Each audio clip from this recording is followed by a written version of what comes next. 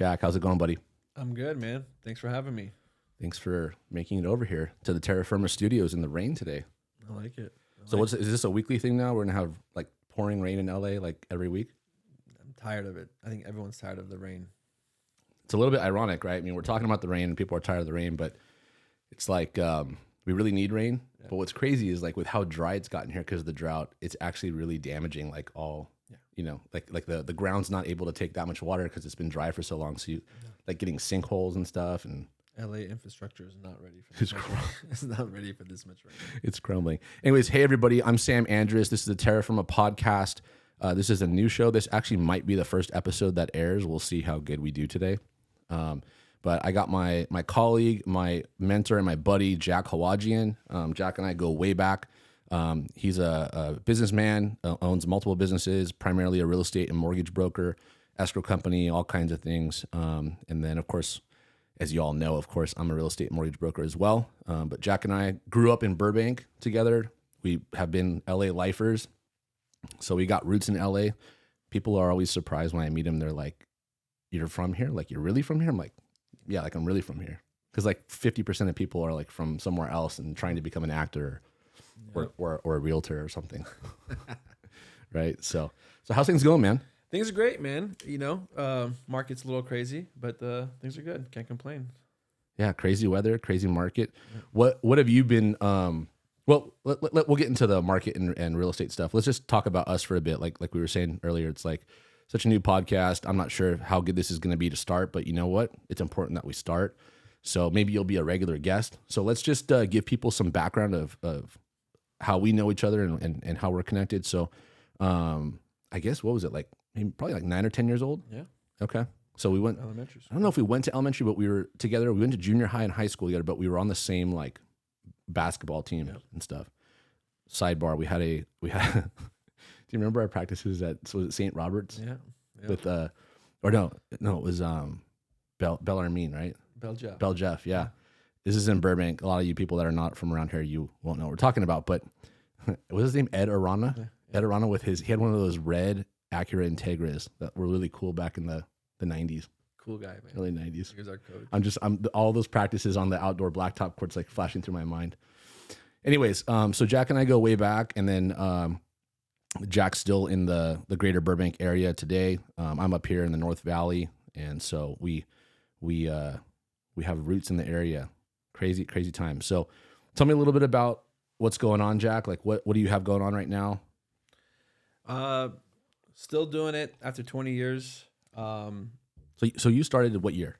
Started in 2003. I was working at Lockheed Credit Union doing loans, and a buddy of mine opened up his own mortgage company. And so pre last collapse, basically. Yeah, like five. Yeah. Like you were in before it got crazy last time. Correct. Okay. Correct. Made the move to go there. The day I left Lockheed was the first day that he opened up shop. So probably one of the funnest 3 years of my life. But wait, so you were at Lockheed, and you were there for a couple of years as a loan officer? Or? Yeah, I was going to college. I was working. Sure. Finally found a stable job at Lockheed. Doing well. This guy in the subprime world making great money, showing me what he's making. I'm like, I got to make this move. And you just quit? I quit. Left. Failure was not an option, so I worked tirelessly to make sure that failing was not an option. It was a great 3 years. Had a blast. But it was a subprime. Just didn't feel like, the subprime world. Subprime meaning, for some people who may not know, less than optimal credit scores or credit files. So back pre-2007, 8 collapse. That's how what loans were. You got loans done in 3 to 4 days. These banks would come in and push these products, and you did what the banks allowed you to do. Wow. So the banks were incentivized to pushing loans, and they incentivized you to If you watch the movie The Big Short and those type of movies, it was that. Wow. It was all that. So you're talking like people that had like a 500 credit score or less, buying $1 million house with 10% down, and they're just telling you, "Oh, I make $400,000 a year," and they probably made $35,000 or $40,000 a year. Yeah. And was it because it was all interest payments on these loans mostly that they were able to like actually handle the payment? There was interest only. There was negative amortization. There was 40-year loans. So it was just artificial payments, and it was. It's so wild to think about that. Yeah. So you left Lockheed, you just quit. You're like, I'm going to get involved in subprime with this guy's business. Yeah. You started learning loans there. Yep. Okay. mastered the loan business, and then left there and I wanted to partner up with a bank and open up a retail side. So went and to Pasadena, opened up a shop where he was a bank and I opened up the retail side. So I had, 100 plus staff members producing loans, and went to work one day and the banks are just all closed. There are no loans. There are no banks. So you've been doing you opened up your own shop, and you were doing that for how long? Probably about 8 months to a year. Before everything just stopped. Wow. Just stopped. Wow. And when you say stop, you mean like you had deals in escrow and like money just stopped. You're like, wait, what do you mean? We had 15 signings at night. The rep called me in the morning. He's like, Jack, we only have about $2 million worth of money to spend to close these loans. We can't close these loans. And this is it's like a major bank, or like a big bank. So I call my next rep. They're like in his conference call, shut down. It was just like a light switch. 50 banks are closed. Wow. Yeah, unprecedented. That's just it's so weird that happened like what was that, like 15 years ago now? Yeah. Wow. It was weird times. It was crazy times. So from there, obviously I had a massive overhead, big company to survive those crazy times. Went and opened up Huntington with my partner Avo. We put our heads down and just started working. Was that 2009? 2008. 2008. Okay. And in this business, you have to constantly reinvent yourself. So we had the mortgage business that was doing well. All the past clients that we were good to reached out to us and said, hey, can you help us with real estate? Because now the prices are really low, foreclosures, short sales, etc. So we opened up the real estate side of it. That's Huntington Group, Huntington Mortgage. And then a few years later, we opened up the escrow company, Spectrum Group. We've since now have a second location in Encino. And you just constantly have to reinvent yourself in this business and, wear a lot of different hats, help people in so many different ways. And still out here doing it. Yeah. Yeah. So it's interesting. So you're talking about, you're obviously clearly a mortgage expert, more than 20 years doing mortgages. You've seen pretty much seen it all. I feel like post 2000, like mortgages became a different beast. Like once they started making them into this bundle investment where people could buy. I don't think a lot of people realize like your mortgage, like basically mutual funds come in, mortgage backed securities, right? Yeah.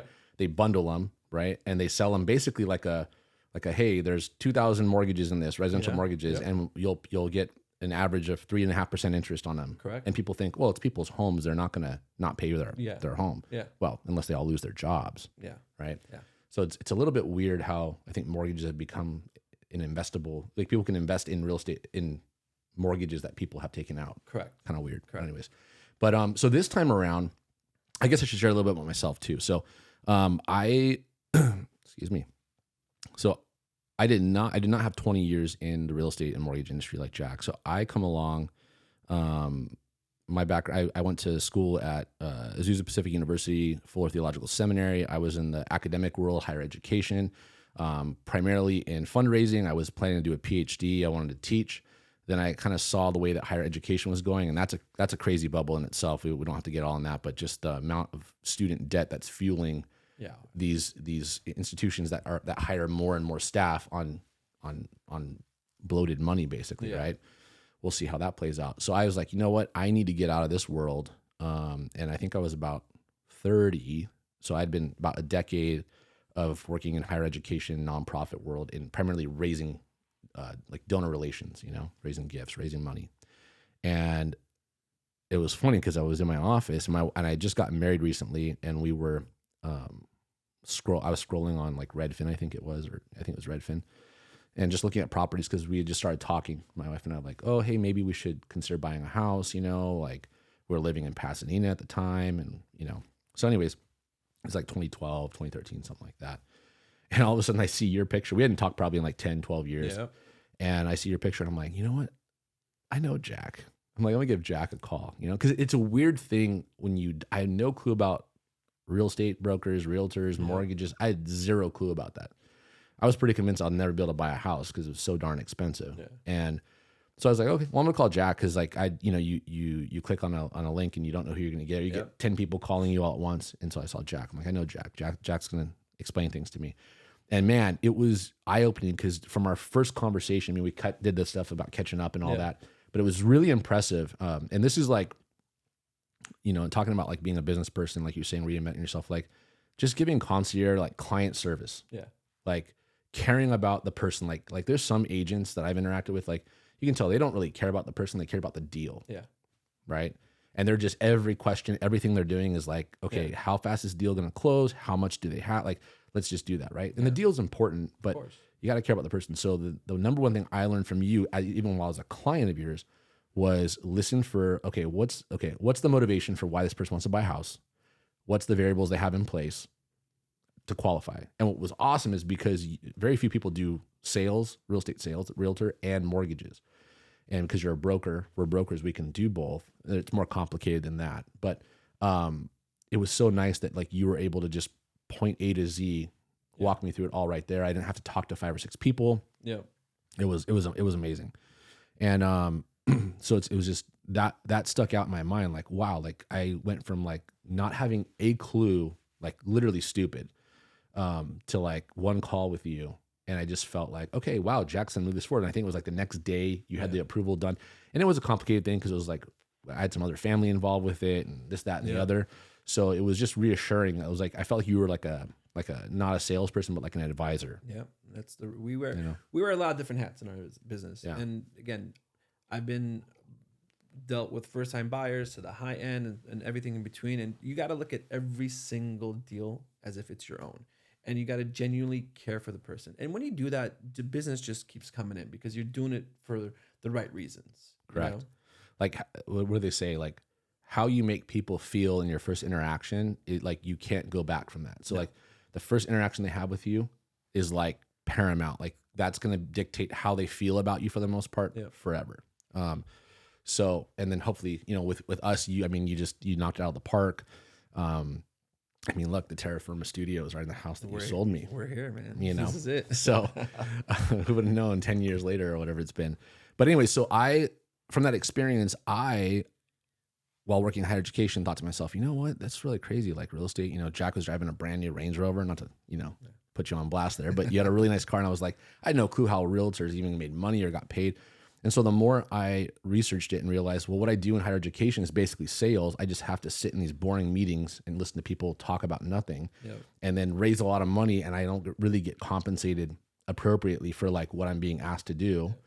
Wow. I like, maybe there's some translatable skills and I care about people. You know, at one point I was even thinking about becoming a pastor. So I thought, well, you know what, maybe real estate's my ministry. Maybe like, you know, I mean, it's such a like seminal moment. I mean, a lot of times you're working with young couples or young professionals who just got out of college, just got a job, just had kids, looking to have kids. You know, those are exciting because these people are taking huge steps, right? Biggest move of their life. Yeah. Or people that are like retiring and they've had their home for 40 years and it's a very difficult process. And so to be able to step in and make them feel like they're not going to have to worry about the process, it's kind of a cool aspect of what we do. It really is. And you take a lot of the stress off for them and do it for them. It's a gratifying feeling for sure. It really is. I tell people, I say, hopefully you'll laugh at this. I think it's true. It's like, we're the one industry where if you feel like we did nothing for you, we actually did our job. Yeah. But if you feel like wow, that was Jack, like that was really intense, Jack or Sam, like they really, you know, that's probably because we burdened you with things we shouldn't have. Correct. Right. Like there's a lot of agents that do that. Like they run to their clients with the problems and not realize, no, you're the problem solver. Solve it. And you're the solution provider. And then the client is the decider on which route they want to go. Right. Yeah. So, so that's kind of a nutshell way of explaining our story. And so we've been connected ever since. So now we find ourselves in a different market. We find ourselves, mortgages are weird, but not weird like in 2005, 6, 7, 8. They're weird because they were probably like from 2010 to 2019, they went from like the 6s down to like probably 3.75, something like that. High low fours, maybe 3.75 on a 30. We're talking a 30-year fixed. High threes. Yeah, and then COVID hit March 2020, and kind of things stopped for like a few weeks. Yeah, I had a couple escrows that canceled. People got freaked out. Yeah, everything came to a halt. And I thought, oh boy, you probably thought, oh boy, this is turn the phones off. The bank's gonna call, no money available. Round 2. And then what happened?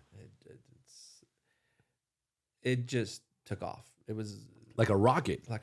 I mean, insane. Multiple offers. Rates were artificially low. It was just a perfect storm. I remember when I saw the 30-year fix, and I refied my own mortgage to 3.75, and I thought, on a 30-year, this is phenomenal. Like, this is insane, right? Like, I literally dropped my mortgage, like, I think $600 a month. And I was like, and I'm several years into the industry at that point, and I'm like, wow, this is phenomenal. Can't get any better than this. Fast forward, it's like you start seeing like low threes on 30-year fix. We're talking no cost or anything. Then we get down to 2.5. I'm like, at some point, we're going to be just giving money. We're going to be paying people to borrow money. It got close, didn't it? Yeah. And I think if you look at like inflation, actually, the people that locked in those 2 and 3% rates, I think I'm like 2.125 on mine. Like, I'm sure you have some low twos as well. It's insane because inflation adjusted, we're paying it back with cheaper dollars. It's actually, we're probably actually like, it's as if we're being paid over time to take the mortgage. You know, it's wild. But of course, that changed on a dime. Yep. We don't have to tell everybody out there that rates changed. The Fed started increasing their Fed funds rate. Banks respond to what the Fed's prognostications are and what their cost of funds. Of course, there's a lot of various aspects, which I'll probably do a video kind of explaining the factors that go into mortgage rates. But the Fed rate and mortgage rates are very different, but the Fed rate is one thing that significantly affects what banks will offer as a mortgage rate. Yep. And so we went from like low twos in some cases to like, I don't know, like over 7% at like the peak. And I think we're like mid sixes right now? Mid sixes, yeah. And in real terms, like the average client, you're looking at like, you know, in LA here, people were like, it was like within a 6-month period, their payment on a given house probably went from X to like $1,200 to $2,000 more a month in just in interest. Yeah. Well, literally overnight.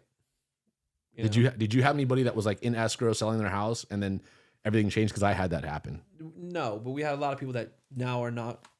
Oops. Gotta get your earpiece back on. No, we had people that all of a sudden now cannot qualify for certain amounts. Or like they can't qualify for a single family home anymore. Yeah. Because people don't realize like sellers didn't just start dropping their prices because rates went up. Yeah. Right. There's like a lag period. And I mean, everything I'm seeing from our MLS, CRMLS is that we're more in a neutral market, like not completely balanced, but more neutral. Yeah. And kind of like case by case, like neighborhood by neighborhood. Yeah. Like up here, there's still bidding wars in my neighborhood. I think like Glendale, Burbank, locking out of there still. Inventory's tight, and that's what's keeping the values there. Right. You know, historically, when the rates go up, values come down, but the values haven't come down because there's just no inventory. Right. So is the saving grace, do you think it's because I read a statistic that something like, I think it was like 70%, give or take, like overwhelming majority of people, residential real estate owners in America are locked into these 3 and sub 3 rates. Yeah. And so it's just, they're not going to take a haircut to sell. No. Or if they want to upgrade and all of a sudden their payments now are ballooned because they have higher mortgage rates. Right. It's so in a sense, it's almost a saving grace. Like if we didn't have a tight inventory dynamic, we would see a collapse probably. Yeah. Yeah. No, I mean, yes and no. People the banks are giving out better loans. So the collapse part of it, you know, fortunately, everyone still, you know, has a lot of equity in their home. So it's correct. Yeah. And I think that's an important thing for us to talk about and point out here is, you know, you chronicled your timeline of your career, your trajectory. We started out in the subprime originally, right? You like probably like how I felt like you didn't know what was what. You're like, okay, like, wow, this guy's making money, he's closing deals. I'm gonna go learn, right? Who wouldn't do that, right? So you saw that whole run up in 2008, and you're saying like you could apply for a mortgage on a Monday and it could fund on a Friday. Yeah. Well, that's just wild. That's what the banks were pushing. Yeah. And everyone, because they were making money by churning loans basically. Yeah. Right. And anybody who was in the business at the time just knew that this is artificial. This isn't real. Like this can't last. Yeah. You know. Yeah. So and you know, so there was no real. Well, there's a lot of people committing fraud too, like forgeries on documents. There's very little documentation required. Right? Yeah. Yeah. The last 10 plus years, it's been. I mean, do you feel like you've done many bad loans that you had a bad feeling about? No. I mean, my experience has been like people that are making 300,000, 400,000, 500,000 W-2 income, which is considered stable income, right? I mean, they still have to provide all the same documentation. There's no like, oh, well, you make $500,000 a year, so we don't need to see anything from you. They want to see everything. And now it's like, you know, 20 days plus to fund a loan. Yeah. You know, so there's been a lot more scrutiny, and people were putting real money down. I mean, I in the last 8 years or so, I've only had probably like 3 or 4 buyers. You probably had more that put less than 5% down, maybe like a 3.5 FHA. But even for them, it actually made sense at the time. but I mean, a lot of people were 10, 20, 30. So you're talking 200, 300, 400, Yeah. $500,000 down. Yeah. So I don't think we're going to have a collapse. I mean, maybe like there'll be downward pressure in some neighborhoods, but people aren't going to walk away from that. No. Which wasn't the case last time. A lot of people didn't have real money down. No, it was very little money down. This time around, especially after COVID, I mean, people just had money from crypto, and the government gave out money, and all of a sudden everyone's got big down payment for houses and stuff. So it was just, I think this time around it'll be a little bit different. Yeah. I don't think we'll see a collapse, especially if the rates come down here, but at the end of the year. Yeah, we'll see. I mean, so on the Fed and the rate note. So tomorrow the Fed meets. Yeah. Jerome Powell, the Federal Reserve chairman, met with Congress. I think it was like 2-3 weeks ago, and they were doing their dog and pony show, and he said basically like what the clips I saw. He's like, look, our policy is to be aggressive. We're trying to get down to 2.2% inflation. We're probably at like 6% right now. They've done 7 rate hikes since March of 22. Yeah. For a total of 450 basis points. Yeah. And so they did 4 3/4 point hikes. And to give people context, the Fed rate was pretty much at 0 for like the last decade. And that basically affects banks because it's kind of like a cost of money for them, right? So like as that goes up, they got to raise the mortgage rate because their margin to make money becomes thinner, right? They pass it on to us. Yeah, so that's the reason the Fed rate doesn't exactly correlate, but it does affect mortgage rates. But banks also need to be competitive to try to entice people to borrow. There's a weird balance. So it'll be interesting tomorrow. What do you think? So since that time he met in front of Congress, we had the SVB, Silicon Valley Bank collapse. Yeah. We had Starlink or Signature Bank, and then First Republic, which actually, like 6 months ago, I actually sent a couple clients there because I had a client when we were at like 6%, they got like 4.5 or 4.375, and I was like, go with First Republic, And what was interesting though is they had to move a certain amount of money, so I think they were doing it to bring more deposits in. So maybe they were even seeing this. we need to raise more money. Yeah. Let's entice lower rates.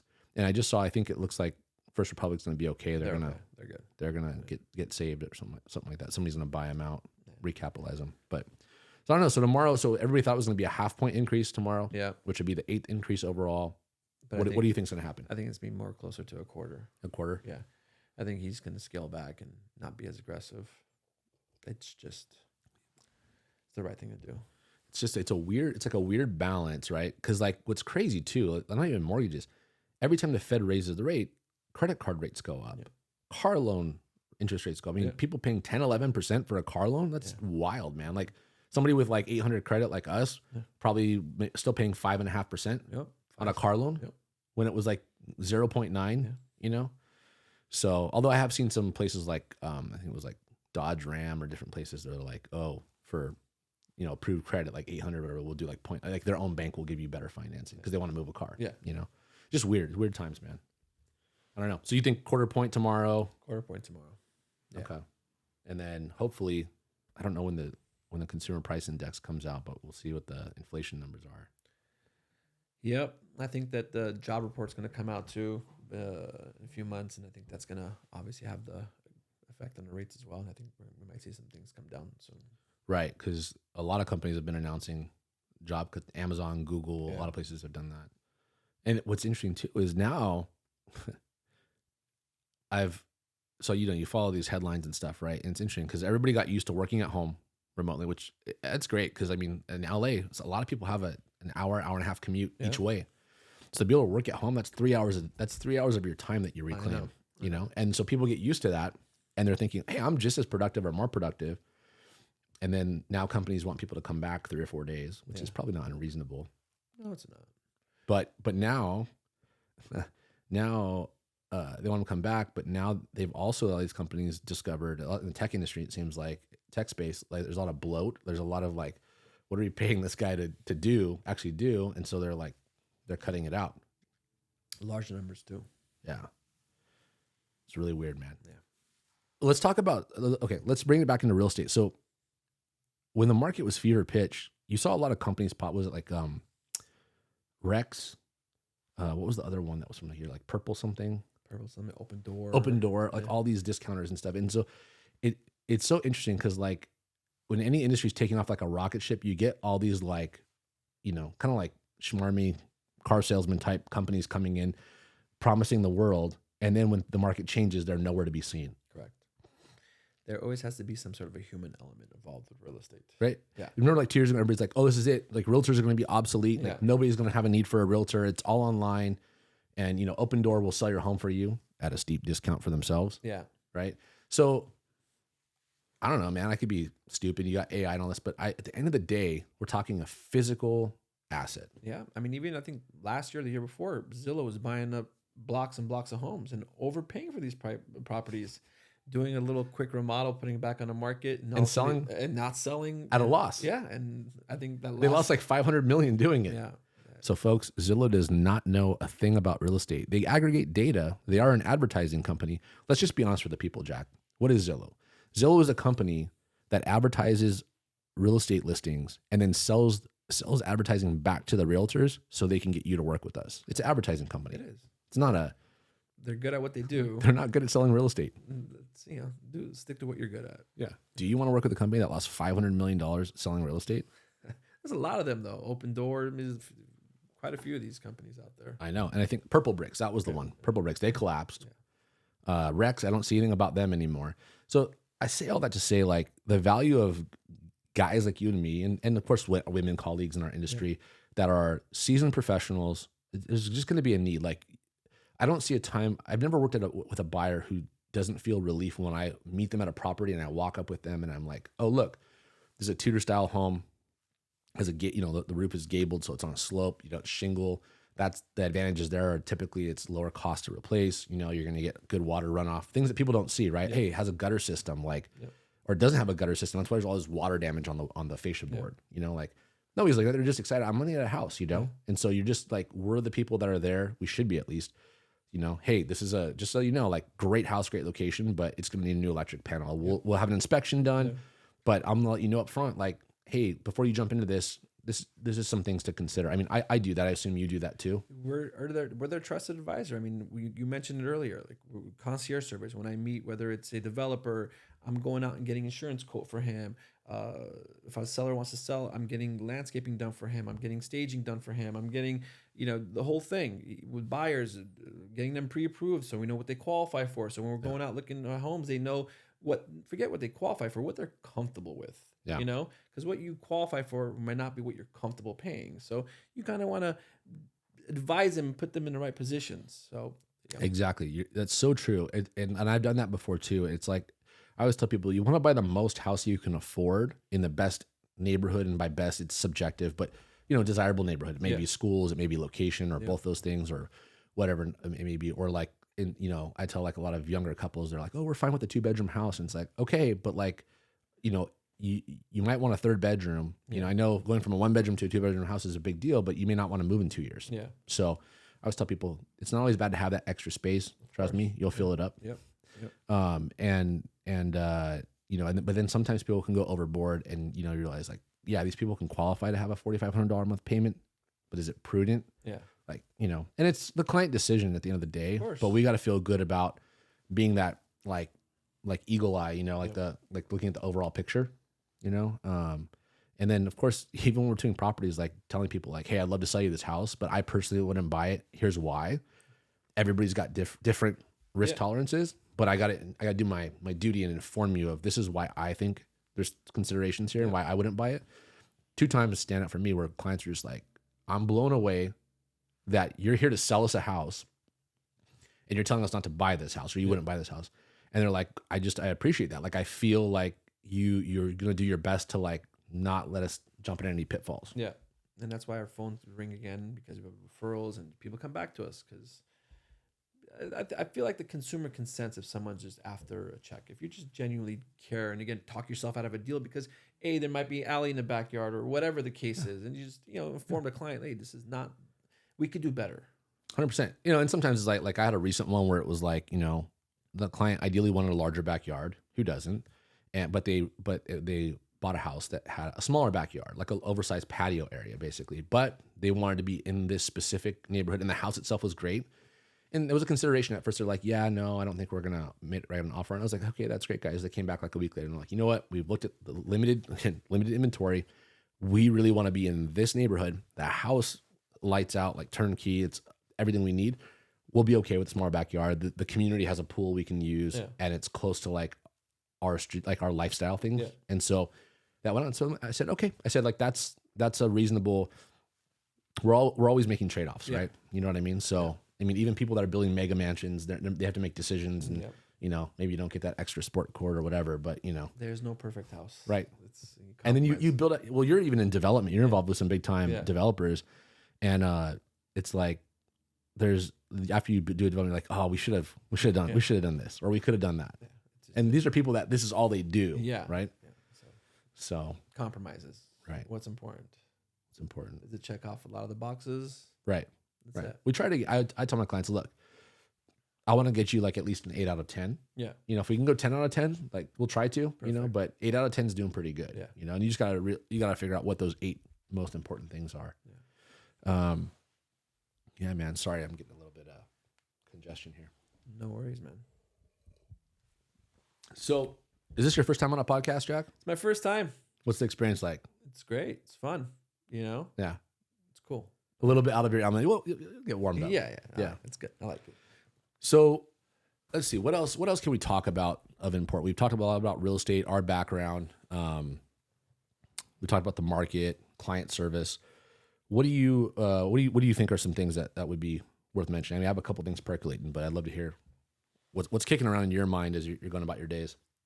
You know, everybody wants to kind of join real estate and get into the business, and I think my best advice for people that want to get into the business is just align yourself with really good mentors. You know, obviously the dedication, the hard work, all that comes into is all important, but aligning yourself with good mentors and just getting into business. I mean, there's enough business to go around for everybody, and I think that it's a fun industry to be in. So, yeah, I mean, I would say, it is a fun industry. It is interesting because when it was a rocket ship, everybody's trying to get a license, right? I mean, and that was during COVID when like the DRE was like way backed up and everything. And then now a lot of those people, sadly, they're probably making $50,000 a year, and then they quit their job, they got their license, and they made maybe a couple $100,000 in year 1 and 2, and then maybe I've heard some stories about people overbuying homes, and then now they have no business, no clients because they have no history in the industry. Yeah, and you're saying, like we were talking earlier, like loyalty, history, professionalism. Those are all like if you don't have that, you have nothing. Yeah, and there's a lot of scumbags in the real estate industry. That's a strong term, but unfortunately, there is. There really are. Yeah. And I don't know. You've been around longer than me, but it seems like over time, those are the people that get washed out for one way or the other. Yeah. Either legal problems or just they move around enough where people start to see how they operate, and they don't want to be associated with them anymore. 100%. So it's funny too. You say getting involved. It's interesting because as we work together, I've seen you bring in so many people, and it's so interesting the different work ethic people have, and I think. Like I get questions all the time about, I've had probably 50 people ask me or tell me I'm going to get my real estate license in the last like 5 years, like 50 people easily, or inquire at least. Yeah. And this is my pat response is great. I'm going to send you an email with 3 links. It's going to give you all the 3 steps you need to do to get educated, to get the education component done, to apply for your thing and study for your test. That's all I'm going to do for you. And it's on you if you do it. Only 2 people of those 50 have actually completed it. And only one of them is actually a producing agent. Yeah. No. Right. So it just shows you how, they're what do they say? Like 80, like something like 50% of the people that are licensed. And this is why it's so important who you work with and you research them. Like Jack's got probably 100 plus 5-star reviews. I've got like 50 or 60. And these are like real people. Like they could talk shit if they wanted to, but like I want to say it's decently easy to get your license. Maybe, you got to have some level of commitment, but like the numbers I've heard is like 50% of licensed agents in California never sell a property. Like they get their license and they never sell. 25% it's like what we call friends and family deal, right? Yep. It's like Uncle Larry, Yep. is going to sell his 2 duplexes in like Lancaster, and his nephew's never ever been in Lancaster, but he's going to somehow list it and sell it for him. That's fine. God bless, but that, so those people are friends and family. And then you got 25% that are the actual professionals who, in my opinion, you're selling at least 4 to 6 properties a year. Yeah. So you're reasonably involved in the market. Yeah. And you've been doing it for a consistent period of time. Those are all important things. I don't think it's so much like price point that makes a difference. I think you want to see in an agent and a broker competency, a track record of history, because you want an agent that's involved in the market. Yeah. It changes so much. Yeah. Right. It's constantly changing. Like, what if somebody sold a home in like 2021 when things were a rocket ship and everybody's removing all contingencies, and they haven't sold a home since, and the market's so different now? Like, you can actually negotiate. Like, I negotiated $20,000 in credit on my last closed deal. Yep. That was like unheard of before. It changes. It goes from a seller market to a buyer's market. And just... Right. Like it went from like there was no negotiation. It was like, we got 30 offers. These are the terms. Take it or leave it. Yeah. Screw you.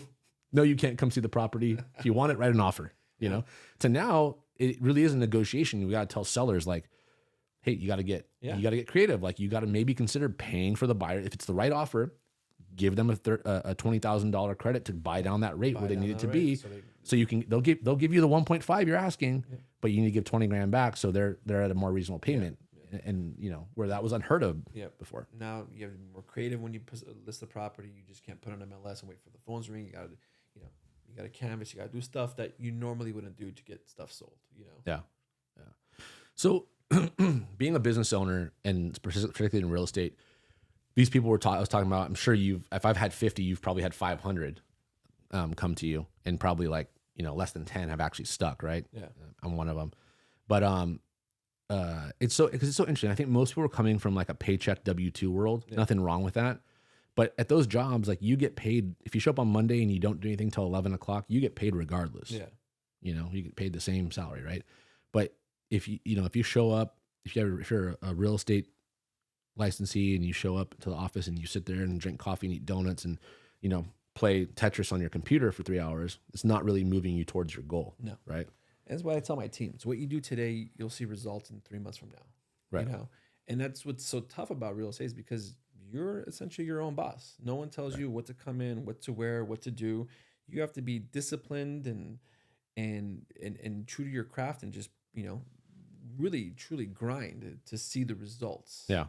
And what's crazy too is there's no, like, everybody who's had some success will say this is how it's done because it's the way they did it, right? Yeah. Nothing wrong with that. I'm a big believer in, like, if you find a mentor, learn their way, because clearly it's worked. It may not be, it's probably not the only way. Yeah. It may not be the best way for you, but learn a successful way and try to replicate it. And then, you adjust it as you go, and you learn more as you go. But, for me, it was like open houses. Like, I was the open house king. Like, I would get violently angry if you gave anybody else an open house. I loved it because I love people. You were really, really good at it. You set the mood. You knew how to talk to clients. You followed up with them. Right. You followed back with them. It was... and it was low tech. I didn't have no QR codes. It was like literally a scratch pad. And that's it. But again, I would text them right away. I'd send them properties. Yeah. I would send them the pre-approval information. Yeah. I'd follow up. I'd offer to meet with them, come to their place, have them at my place, whatever it may be, right? Yeah. And basically what I would say is like, it was like you wanted to have this like sense of like desperate urgency underneath, but not let people see that, 100%. Right? Like fierce urgency, because you have to believe, like, just like a pro athlete, like, if you're going to be like, say like Clayton Kershaw, right? And you're going to be one of the greatest pitchers of all time, you got to believe that there's nobody better to be on the mound than you. Yeah. And so, like, for us, like, when we meet with prospective clients, it's like, I want you to work with me that, yes, I'm running a business, but I really believe nobody's going to serve you better and help you meet your objectives and make you feel as good about it than me. 100%. Right? You're the best at what you do. So, that's the approach, and you can't be casual about that. No. And I think there's a lot of people that are casual about it. And what always it's interesting to me, like, it's so interesting when a new licensee comes in, and you offer them to do open house, and it's like, oh, I have a wedding to go to on that day. Yeah. And it's like, okay, well, no, you don't. You don't really need to go to the wedding. What you need to do is go do this open house, talk to 15 people, get 2 new clients, and then show up late to the wedding, right? It's, But it's a mind. But I literally had agents tell me they couldn't do that. It's like, I'm going to give you a prime open house, $600,000 condo, Toluca Lake. This is you don't say no to that. No. I mean, that's a high traffic, like price point, location, A plus. You know, you can blow it up on your Instagram. So it just shows you like not everybody's built like for the mentality of, I think for like 2 years, part of my success in being mentored by you and working with you. And I tell people too, like, you got to show value, because the hard thing is you're not going to really get paid much to start or anything sometimes. So you got to show value to people. Like, hey, if you let me into your world, like, here's what I'm going to do to help you maximize either your personal time or your business time to expand. Because that's the hardest thing, I think, for a lot of realtors is like control. Yeah. Right. Because like, and it's hard because clients want us. Yeah. So how do you build something that's still you, but allows you to, broaden out, scale out? Yeah. No, you definitely put the work in. You brought value to the table, and no, you definitely did your part for that. And you've probably seen the people that come in and they're like, what do I do? Like, and I tell people, all our new guys, we tell them, listen, you're not gonna get rich overnight in this business, but if you stay true to the stuff that we teach you, you're gonna do well. You never said no, and that was one of the things that should be your training mantra, is like, never say no. Yeah. Like, and I could be the poster boy for that, because it's like, I'm modestly successful, but like, I would say a lot of my success was like, it's not rocket science. Sure, I am who I am. I communicate decently with people. I know how to control conversation. I know how to like move people from A to Z. I learn this stuff. But at the end of the day, if you know all that stuff and you can do all that stuff, but you don't step up to the plate, which is the open house, because you don't have 4 hours on a Saturday, you have no business being in the business, And that's the hard part, is we work 80 hours a week potentially, but the nice thing is we can control somewhat when those 80 hours are. Yeah. But again, you can, I'm sure your wife would attest to this. It could be midnight and you're texting a client. Yeah. You know? And that's the difference, is that when a client is like, they got an email from the lender, or they, and even if you're doing the loan, the lender we're using sends them an email and it freaks them out at 11 o'clock at night, some document, a lot of people will be like, well, I'll text them back at 7 a.m., but they might lose a night of sleep over that. Yeah. If you're like, you know what, let me just reassure them right now. And I've had people tell me like, do you ever go to sleep? I'm like, yeah, I do. Like, oh, I'm so sorry if I bothered you. I'm like, well, that's my job. Like, I'm here.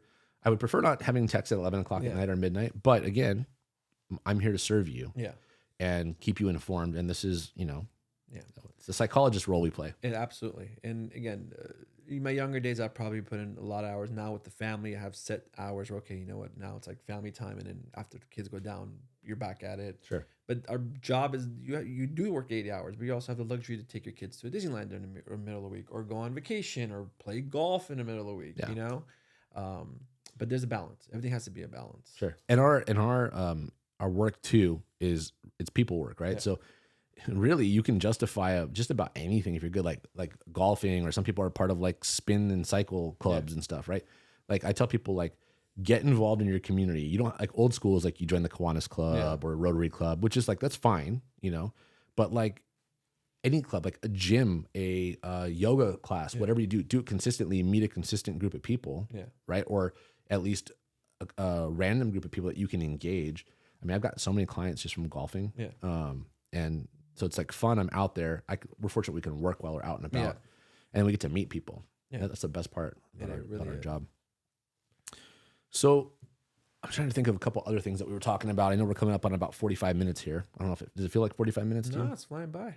So I don't know. I think we'll probably wrap it up here at about an hour mark. Is there anything pressing that you wanted to? Not really. I mean, as you've been in the business now 10 years, give me some of your cool, crazy stories that you experienced in the business. That's right. We do have some stories. Well, let me think about it here. So, okay. So you probably think I'm going to go with the poop one. I'll do that later. But so I listed a property for a client who was a flipper. So he bought a property with me in City Terrace, and it looked like a prison. It was, first of all, the house is green.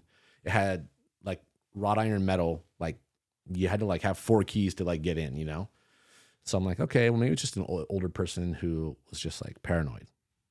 He's like, yeah, it's fine, And this was like before City Terrace. It was like starting to come up, And so he remodels it and all that stuff. And, I list it and I do my first open house. And I was like, hey, like client A, I call him. I'm like, like you were at the property lot. Like, does this seem like a gang area to you? He goes, I don't know, maybe kind of. I go, yeah. I go, there's just some guys that like keep driving by the house slowly. I'm a little bit nervous, And so literally I put my sign out. I'm doing signs and everything like that. I get in the house. I'm opening it up for, all the windows, all the lights, everything for the open house. And all of a sudden I hear tss, tss, tss, tss, tss, like that. I'm like, what the heck is that? I literally am like, what is that? So, and the house sat a little bit higher than the street corner, right? So finally I walk over to the window and I see a guy standing by the thing. I step out and there's like 3 guys down there and they're spray painting in bright blue, like tagging the whole wall that was like literally painted like the day before. Right. And I'm like, what do I do? Like, I don't want to get in a confrontation with these guys. No. They clearly know that I'm here. They saw me. And so I was just like, crap. And I'm like, now, like, I don't want to call, like my car's parked out in front. Like, I don't want to call the police, but I have an open house. People are coming to the open house and it's tagged up. Are you going to buy that house? So I called my client. I'm like, we got a little bit of a problem. And what's crazy is, and this is where a solution thing is, I was able to there was a couple people that came, but I was able to get the handyman that I had referred to him to come out immediately. And he rolled over it like in heavy coats of the same paint.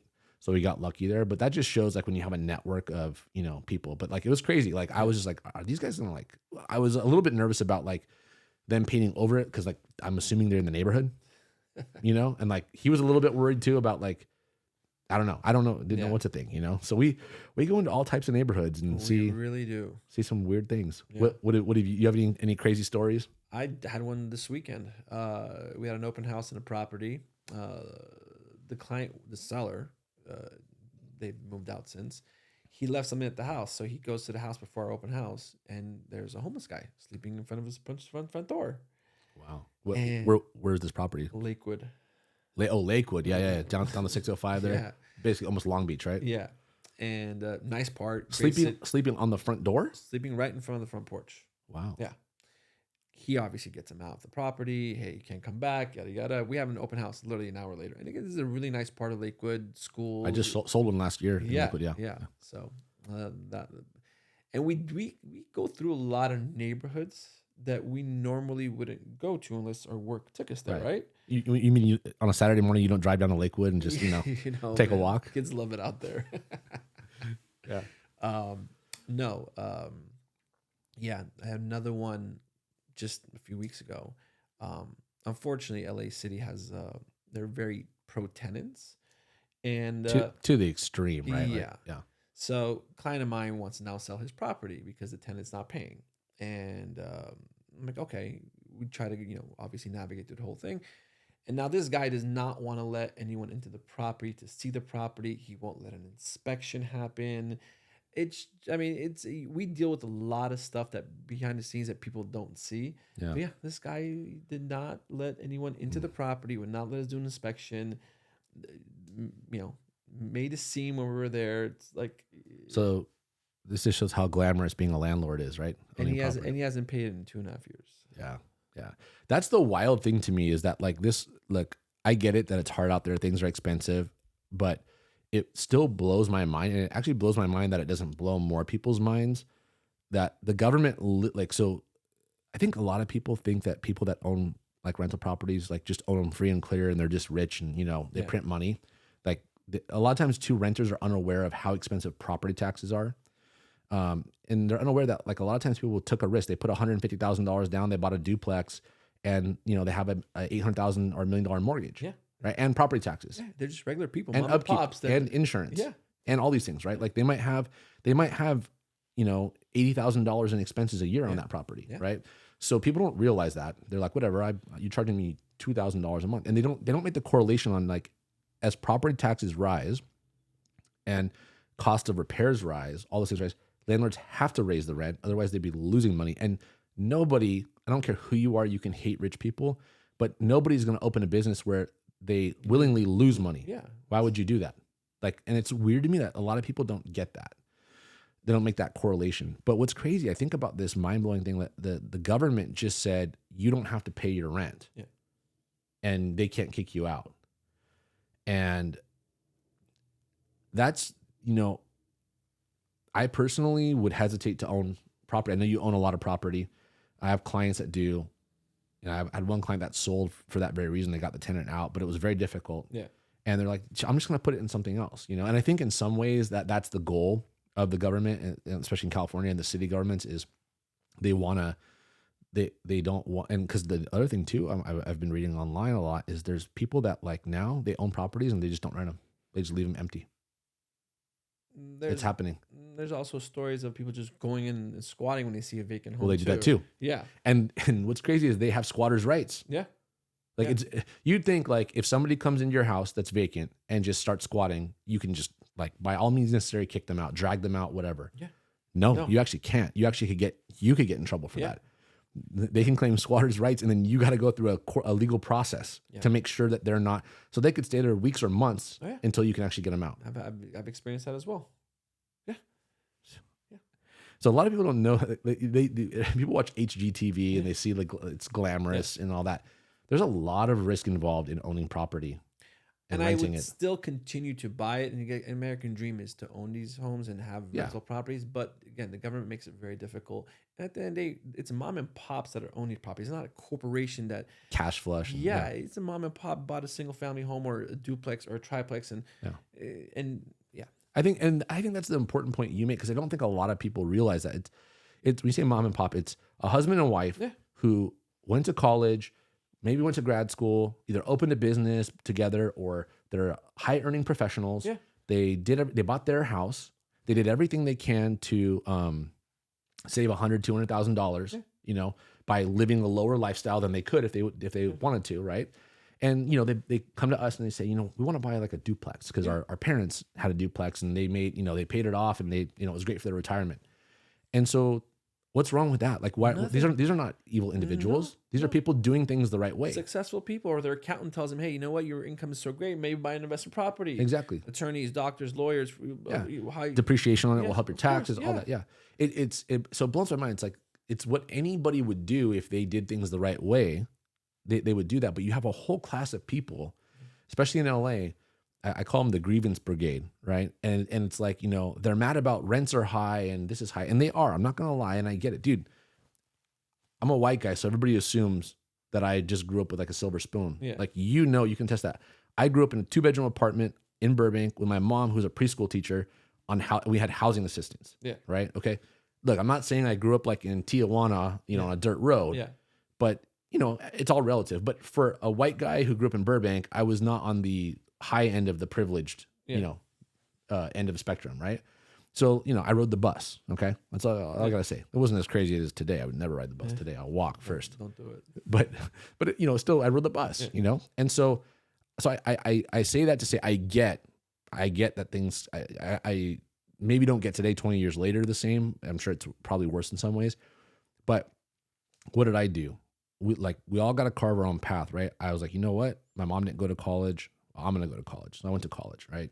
I took out student loans, right? It wasn't as crazy as it is today, but I took out student loans. I'm still paying some of them back. Almost completely paid off. But I was like, I can sit here and be like, oh, my dad had these mental issues. He wasn't in my life. My mom, did her best, but wasn't super successful. I grew up in how I could say, woe is me. Yeah. I could be part of that brigade, right? And cry and be like, life isn't fair. And I thought that sometimes, right? But then I was like, I'm going to go to college because that's what successful people do. I'm gonna improve myself, learn how to speak, write, think, all those things. And in doing so, I ended up going to grad school. You get a job, and you start thinking like, what more can I do? And it's tried and true that when people do, there's certain things that people do, and it doesn't mean you have to go to college or graduate. Yeah. But a lot of people that is a good step for them. We could debate the economics of it now today. But nonetheless, read a book, attend some seminars to learn about what the Federal Reserve is, what are interest rates, how do they work, how do you invest, find somebody who's successful and say, hey, can I come work for you and just learn from you? Yeah. You don't have to pay me anything crazy. Let me just learn from you and be a resource so I can understand how to do but there's a lot of people that don't even want to do that stuff because I feel like they think, oh, somebody should just come and, do it for me. Yeah. And the problem is there's no successful person for the most part who had anything handed to them. Like, you said you went to college, but for you, it was you were working a normal job at a credit union and saw you saw an opportunity. Somehow I saw an opportunity with you. Yeah. You were selling me a house. I was like, Range Rover, that's an expensive car. It's a nice car. I want that. Okay, let me look at real estate. Like, let me figure it out, right? You do the same thing. You're like, I'm going to quit my job. Where most people be like, well, let me just not quit my $50,000 a year job. Yeah. It's a bank, in 10 years, I'll be a VP. I'll make 120 grand. Yeah. Right. Which there's nothing wrong with that. Nothing. I mean, again, there's no guarantees in life. No, there isn't. But you made a decision. You're like, oh, what, 24, 25, 26, whatever you were. And you're like, all right, I'm going to quit. I'm going to go try something, and your parents were probably even a little bit skeptical. Yeah. Because in our world, we don't have a paycheck. Right. You don't. We make our paycheck. We get a paycheck and then that has to last us, So yeah. It's a different, so it's hugely rewarding because if you're successful, it's like any, people say like in any sales, it's like how many people that play baseball that are really good never make it to the pros? Yeah. Like we're talking really good players, right? Like guys that throw just as hard as Clayton Kershaw, just as hard as Justin Verlander, they've got a curveball and they never make it. It's crazy to think about. There's like 3 levels of minor leagues in baseball. People don't realize that. And, people are like, well, why are they worth this? Well, because they're the 1/10 of 1% that actually made it among people that were like, for all intents and purposes, like just mechanically, physically, and like just as good. But for whatever reason, they couldn't do it as consistently or for as long to be brought up to major leagues and have success. Or sometimes guys get brought up to the major leagues and they have success for a little bit and then they fizzle out. Yeah. Because it's different, bro. It's like, it's different to like, where am I going with this analogy? It's one thing to hit 30 home runs like in like somewhere in Nebraska on a AAA team. It's another thing to be able to be at like Dodger Stadium in front of 55,000 people. Yeah. Bright lights are on, like we say, the bright lights. Yep. Right. Now are you going to hit 30 and maybe now you're hitting 15? Yeah. Right. And the team's like, oh, well, it's 15. Let's see what you do this year. Like there's that constant pressure, and a lot of people cannot operate into that. Right. Yeah. And I say about real estate too. It's like the same thing in any entrepreneurial endeavor is, was it like 7 out of 10 or like 70, 80% of small businesses fail. Yeah. Right. I talked about the licensees in real estate. Like most of them don't ever sell a home, right? Only 25% of them are actual, what you consider active professional, right? They have a sales history. And so I would say, I don't know I should look it up. I don't know what the washout rate is, but I bet you, well, we'll probably see some interesting numbers now with the market change, but I bet you probably, at least 50% of people, the licenses, when you first get your license, is good for 4 years. I'm guessing 50% of licensees don't renew after the first 4 years. Yeah, it's tough. I mean, again, you got to continue to educate yourself, reinvent yourself, get good, just like you do in sports. Like you hit 15. Okay, what are you going to do next year? Okay, you work out, get in shape, eat right, hire the right people to train you, etc. So it's the same thing in our business. It's just you got to consistently do the things that don't show up behind the scenes. And when you do get an opportunity with a client, investor, whatever the case may be, you perform and you see that you're good. You excel at what you do. Exactly. Yeah. It's an interesting thing where like it kind of plays on this theme that I see in our society where, there's like a lot of people out there that, and I get it, man. Cause when I was in my 20s, it was like, oh, I was probably more than the spectrum was like, all these people that own all these boomers, all that stuff, and, they had it easy and all that. And like, maybe they did, maybe they actually probably were like the boomer generation was probably like in the best perfect storm of like, economics in the US, right? They inherited money from their parents who were like the savers. The rise of the corporate class came about. I like to jokingly say about boomers, they turned in their peace signs and their Volkswagen Bugs for boardrooms and BMWs. So they got to do their protest in their 20s and they got to become mazillionaires the rest of their life. But you know what? It is what it is. Every generation has their challenges. We can look back and say, oh, it's hard and all that. And believe me, I've done that. I'm sure, like you said, like there's a little bit of anxiety at all times. But at the end of the day, the only thing that matters is what are you going to do for you? Because nobody's going to do anything for you. You have to assume that. And if somebody does do something for you, you should be grateful for it, and you should not fuck them. Yep. Okay. We'll say that with entrepreneurship is you should be grateful because that plays into your story the rest of the way down, right? Absolutely. So how you treated me, I try to treat people that same way when they come in my path. Again, like you didn't do something for you, like you didn't you were like, okay, if you get your license stuff, talk to me. I think you were surprised when I did. And then, you showed me things along the way, but I had to like do something for it, right? I had to like produce. Yeah. And the same thing, like I tell people, like show value, like find something, because real estate's not going to be for everybody, right? It may be you want to start a, I don't know, you want to start a boba shop. I'm just throwing something out there. Yeah. Okay, you don't know anything about running a small business. You already have a full-time job. Why don't you look at somebody who just recently opened a boba shop, right? And like go in and be like, hey, like I like your shop. Like, are you the owner? Yeah. Hey, like I'm a young entrepreneur. Like I'm considering maybe opening a shop of my own somewhere else, whether it be boba or some other retail store. Like, are you a friend? Like, I love to just have 15 minutes of your time. Pick their brain. Could I just ask you some questions? Because clearly you went through a process, right? Yeah. And it may be their first shop, and you can learn from them, right? But like, you have to be bold enough to like engage them. And maybe the first 3 shops tell you to get lost. I don't have time for that. And maybe somebody would be like, you know what? I'd love to. Like, you know what? Text me. Like, I'd love to share my story. I'll share whatever I've learned, the challenges and all that. There's nobody that I've talked to that owns a retail shop that doesn't have like insane, like either building permits or city inspections or contractors, or, they're supposed to open up it's supposed to be start and finish. They're open in 3 months. It's 9 months. And now, and they're paying rent all those months before they even sell one cup of boba. Yeah. And most entrepreneurs like to help each other. I mean, obviously there's competition involved, but like, I love to help and share your experience with somebody. Hey, this is what I went through. Watch out for these pitfalls, etc. You know? Yeah, exactly. I mean, I think the successful people, successful entrepreneurs like to share the knowledge that they have, right? And but also they like to see it. I mean, there's so many people today that want to bundle it for a $997 seminar, right? On how you're gonna, which hey, whatever. I'm not gonna knock the hustle. Maybe I'll start doing that too. But I get joy when somebody takes the initiative to come to me and like, it may not be real estate, but they're like, dude, like I'm 26, I'm working at Jamba Juice. Yeah. It's really hard to get in anywhere. What would you do if you were me? Yeah. Like to me, that's a cool opportunity to like really pour into somebody else. And I know you've done that and like you've changed people's lives, the ones that took initiative, 100%.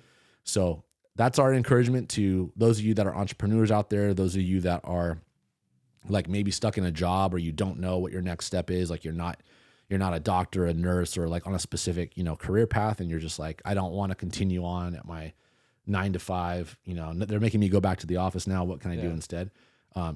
Figure out, pinpoint an area that you want to do, whether it's real estate, whether it's, retail space or whatever it may be.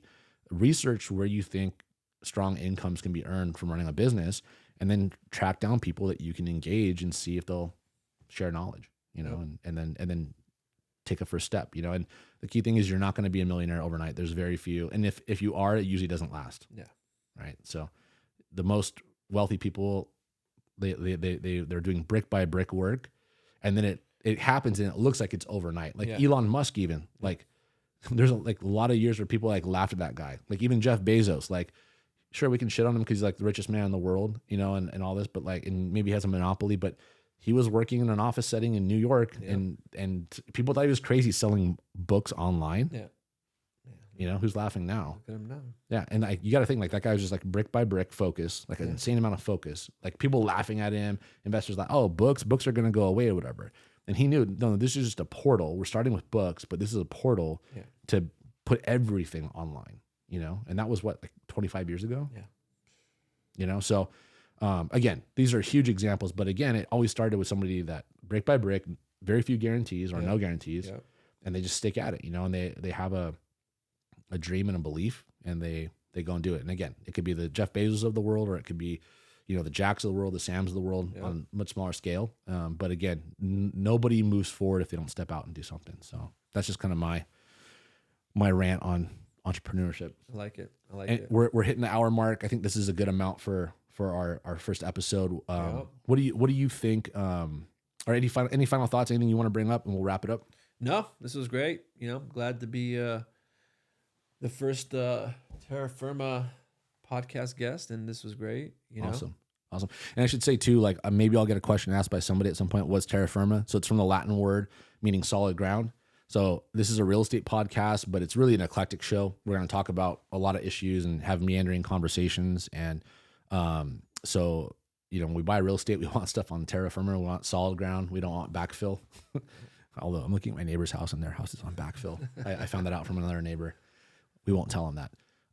And so, you know, we'll engage in other topics too. And I also say this too, I'll say it a lot, and this is just me, this has nothing to do with Jack. Like, you know, this is a podcast where my favorite thinker is Jordan Peterson. And I love how he says, like, in order to think, we have to be able to write and speak. And in doing those things, we got to be willing to risk offending somebody, and we have to be willing to understand that we might be offended. And we live in a culture right now where it seems like nobody is willing to say anything or discuss anything because they don't want to offend somebody and they don't want to be offended. But to Jordan Peterson's point, if we aren't willing to offend or be offended, we lose the ability to actually think, right? And so, so people need to like step back and like relax. This show will be political, but it's not political in the sense of like a political party. Like there's when you're talking about real things that matter, that's technically speaking, it is politics, right? It is like how you view the community or issues or the world. And so that some shows will be heavy on that, some won't.